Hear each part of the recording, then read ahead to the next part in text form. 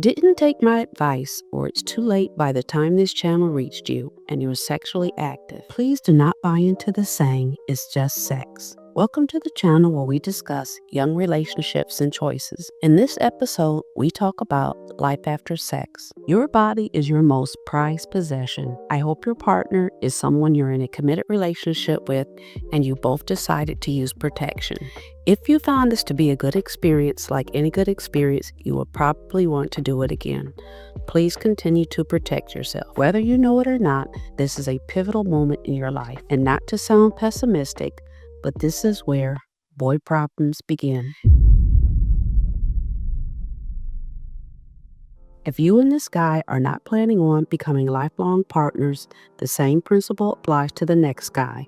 You're in a committed relationship and use protection. You want to be very selective with whom you share your body. Not only do you have to protect yourself physically, but mentally and emotionally as well. As females, we tend to get emotional, and when sex enters the picture, our emotions will escalate.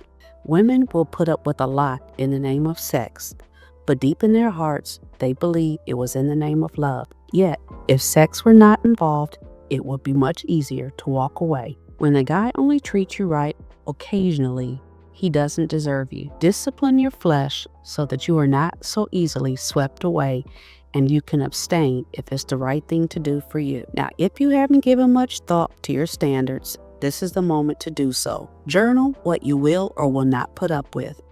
You want to be very clear on this.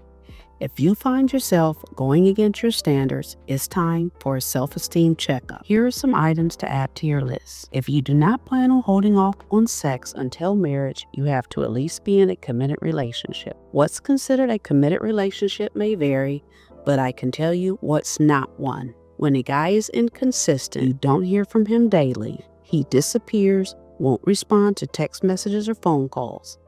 You seldom see him. He's unreliable. He borrows money that he doesn't return, stands you up for dates, or dates other girls. You are not in a committed relationship, and having sex with him won't get him to commit. Like I said, this is a pivotal moment. From here on out, you have to question yourself and how you feel about you. At any age, low self-esteem can kick in. However, having a clue or being able to recognize what you may be feeling can save you from a lot of regrets or heartache. Additional journal entries. Because I value my time, I won't be wasting it on a guy who starts treating me poorly.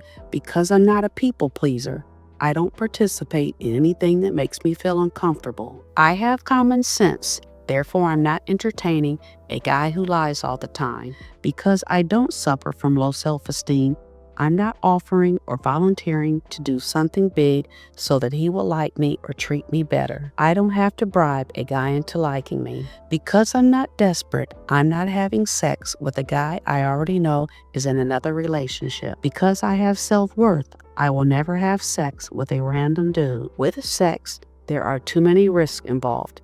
No form of birth control is 100% effective.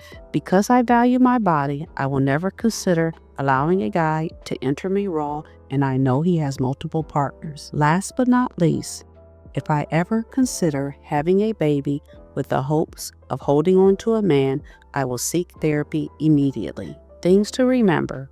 We all have moments where we suffer from low self-esteem. Since these moments will always be temporary, you should not make a permanent decision to satisfy a moment of weakness.